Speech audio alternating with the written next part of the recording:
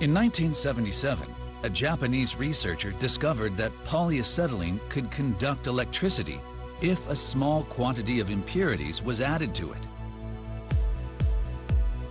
The discovery was causing waves in the scientific community, and many papers were being written about it. Could polyacetylene be used for new business at the company? Yoshino returned to work and immediately began investigating.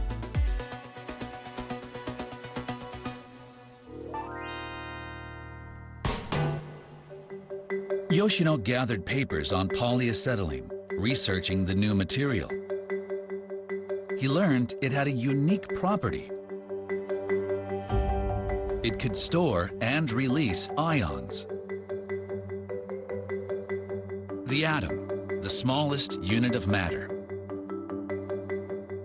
Atoms contain a positively charged nucleus surrounded by negatively charged electrons. When an atom gains or loses electrons, it becomes an ion. Polyacetylene allowed both ions and electrons to be stored and released.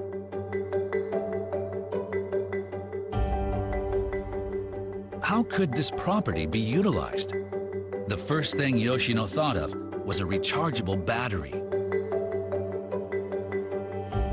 These kinds of batteries charge and discharge as ions and electrons move between the positive and negative ends. A material for a battery must permit the storage and release of ions. Polyacetylene happened to possess this quality, so I was sure it could be used in a battery. At that time, the world's first portable music player had been invented in Japan. There was growing demand for rechargeable batteries. The competition to develop a new battery was fierce. But companies were struggling to create a compact and lightweight rechargeable battery.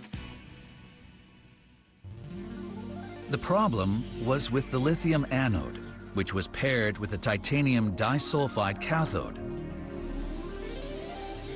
Lithium is highly flammable, so there were safety concerns. Could polyacetylene be used for the anode instead of lithium?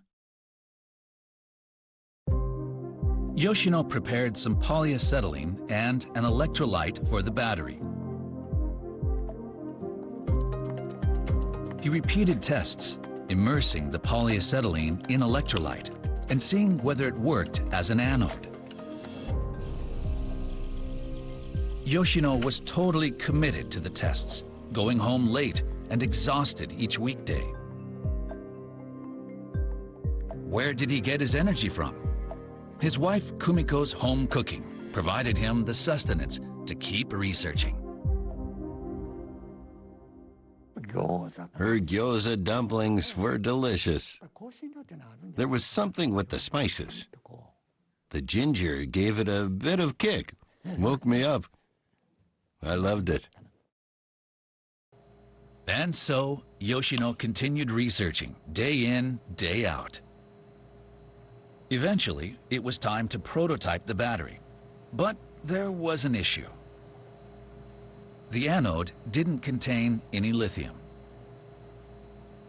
That meant the cathode had to be the one with the lithium. The characteristics of a battery are determined by the combination of the cathode and anode. Even if you have a good anode, if the cathode is wrong, it won't work. It was important to figure out what would work with polyacetylene. What material with lithium would be the right partner for the polyacetylene? Yoshino was at a loss. With polyacetylene as the material for the anode, what would work for the cathode? Yoshino knew that he needed something that could supply lithium ions, but he had no leads. However, Yoshino would soon encounter a bit of luck. 1982. It was the end of the year. Yoshino was hard at work on the big annual cleanup at the lab. It was then when he found it, totally by chance. a thesis regarding rechargeable batteries. The author was John Goodenough, who was at the University of Oxford in England. As he flipped through the pages, one part jumped out at him. It stated that lithium cobalt oxide could be used as a cathode. Goodenough, who I shared the prize with, discovered lithium cobalt oxide. I thought, this is it. It's perfect. After the cleaning that day, there was no time to experiment. Sometimes it's when you take a breather that you hit a breakthrough. Yoshino wasted no time working off the paper and prototyping a battery with lithium cobalt oxide as the cathode. But would it actually work? Nervously, he turned it on.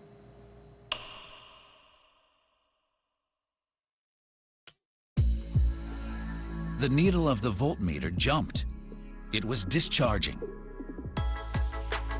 And so, in 1983, Yoshino created what would become the basis for the lithium-ion battery and secured a patent.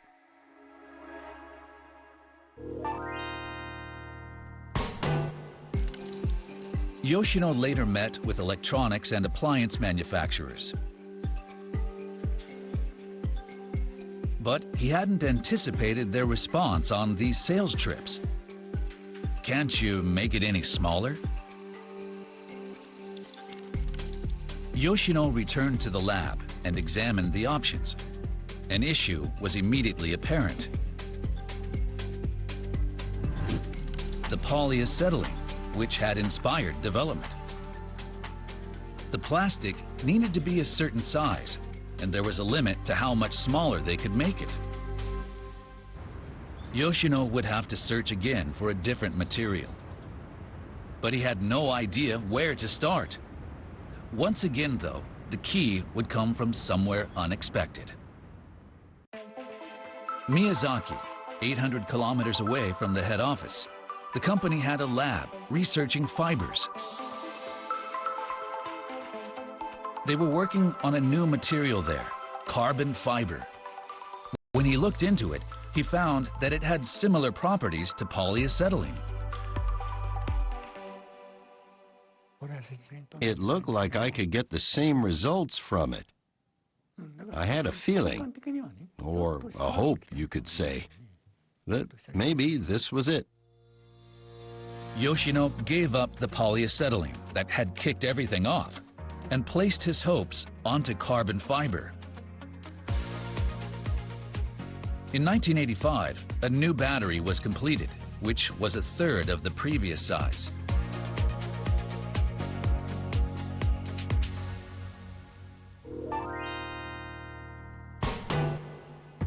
The battery had successfully been made smaller, but one issue remained. Other companies, which had also worked on lithium-ion batteries, had struggled with the flammable nature of lithium. Was this new battery also susceptible? Safety tests needed to be done in order to make sure it was okay.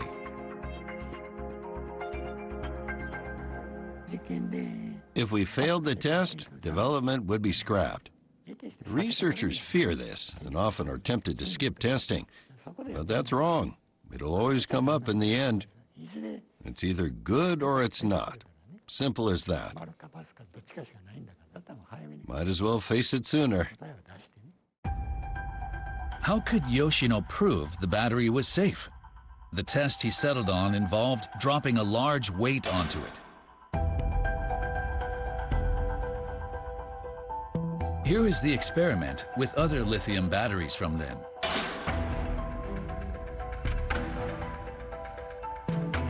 The battery bursts into flames on impact. So much effort had been put into creating the new battery. If it also caught fire like that, it would be deemed unsafe and unfit for market. You don't know unless you try. The rest was out of my hands. That's how I felt. It was time for the drop test. Yoshino hoped for the best as he watched over his battery.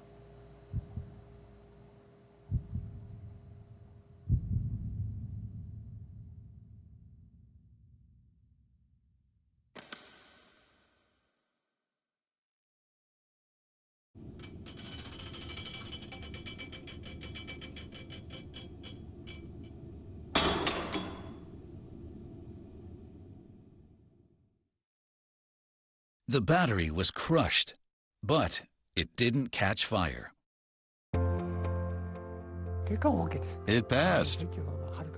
We achieved a very high standard of safety. With this, we'd gotten past the worst of it. So I was extremely relieved after. And so, the safety concerns with Yoshino's battery had been put to rest. The batteries later went on sale in 1992. They became used in cell phones and laptops, quickly being found across the world. The spread of lithium-ion batteries was boosted by the digital revolution in the 90s. New applications are still being found, and they're a key part of electric vehicles today. How do experts view this invention? We're joined by Professor Kanno Ryoji to learn more. Welcome to the show. Thank you. How has the world changed due to lithium-ion batteries? Batteries were invented 200 years ago by Volta. Then we had lead-acid batteries and carbon-zinc dry cells. The advent of lithium-ion batteries led to a leap in the energy density of batteries. Because of this, things that couldn't run on batteries before now could. Cars are a perfect example of this. There's movement towards lithium-ion batteries being the primary power source in a car. So our lives continue to change dramatically because of them. What was so groundbreaking about lithium-ion batteries? Batteries are like packing energy into a can. There's a set shape and size, and you try to put as much energy in there as possible. That's where lithium-ion batteries were groundbreaking. You're able to pack in a lot of energy. Because of this, mobile phones have become extremely small. Computers, too. They've really made a big difference. I see. It's been over 30 years since Yoshino Akira developed the battery. How have they advanced? The capacity keeps going up and the cost keeps going down. That's how they've been evolving. It'd be ideal if you don't have to worry about the battery when using a device. Development roadmaps are being laid out in regions around the world, and many projects are moving forward right now. What role can Japan play in the development of new battery technology? I think Japan's technology is top class. Japan's greatest strength is with lithium-ion batteries, and it also has a lot of experience with batteries before that. It's got the required materials and machines, and engineers with a wide knowledge base. If we consider all those strengths, I think it's possible that Japan will create a new kind of battery. That's my dream as someone who researches new battery technology. Interesting. Thank you for your time. Nice speaking with you. The pleasure was mine. Top Niche Creations. Our next segment is Top Niche Creations. Today, we're looking at this. It's a machine that plays a key role in tunnel construction. They help protect the health of construction workers on the job. Models made in Japan are being used at sites around the world. Just how do they work? Let's find out. The R&D headquarters of a machine manufacturer in the greater Tokyo area. Blue machines line their lot. These devices are shipped out to tunnel construction sites around the world. Hamano Kazuhiro, who leads the factory, gave us a look at the latest model. This is a dust collector used for tunnel construction. It's a machine that gathers the particles created during construction. This is real footage of a tunnel construction site.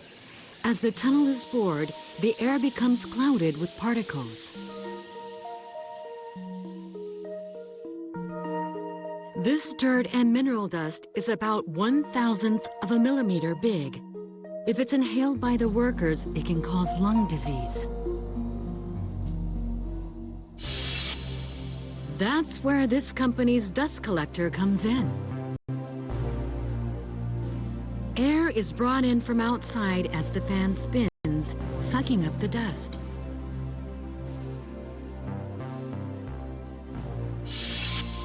Just how strong is the machine? Here's a demonstration using smoke from a flare.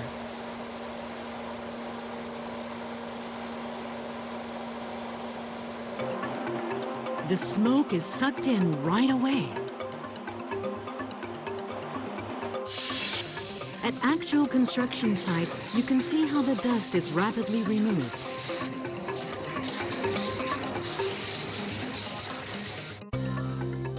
What's going on inside the machine? We were given a special look.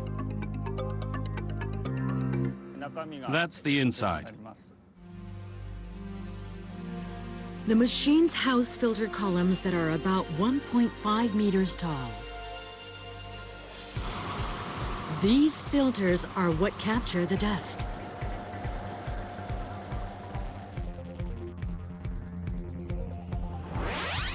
The filter material have gaps that are only 1/100th of a micron wide. There's also a function which prevents clogging, which is activated with a single switch.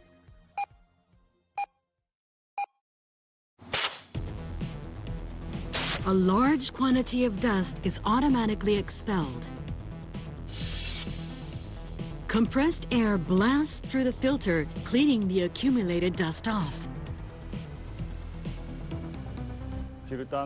As dust collects on the filter, the suction power decreases. You can maintain power by regularly using that impulse cleaning feature. That way, you can keep the suction power strong. The company was originally involved in building construction. In 1979, they began developing their dust collector.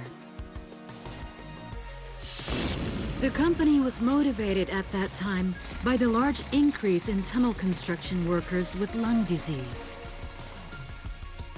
But there was a major hurdle with development: the size of the machine. Large filters were needed to handle all that dust, but there wasn't enough space for a large machine in the narrow tunnels. That's where the special pleated filters the company uses come in. The filters have folds similar to curtains. This allows them to take up less space but still have large surface area. If we compare with a standard filter that has the same capability, you can see just how small the pleated ones are. Using these pleated filters, they were able to successfully create a compact dust collector. The devices came to be used in other Asian countries too, and places in Europe and Africa. Later, the company used this filter technology for a new purpose: filtering wastewater from factories. And factories were also interested in recovering rare metals and other particles from the water. They developed a system for processing water using filters. Here is a demo setup. An upgraded version of the pleated filters for the dust collectors is used in here. This black fluid is full of charcoal dust. Let's see how the system deals with this. There's a pump in this tank. The water gets pumped into this, passes through the filter, and comes back to the tank. 5 minutes later, the water comes out clear. There's also a machine to dry the filters and recover the particles that were captured. These recovered materials can then be used again and again. Our strength lies with filter technology. We have filters that other companies can't imitate. It's our core business. There's a lot of demand for filtering and recovery. The company has recently garnered attention for another interesting product. This is a giant blower used to test how objects hold up in strong winds. It's another way to make use of the fan from their dust collector for tunnel construction. The device tests things like the durability of home windows. You just can't guess what they'll come up with next. That's all for this episode of Japan's Top Inventions. We'll leave you with what came next for the developer of the lithium-ion battery from the first half of the show. See you next time, and stay inventive.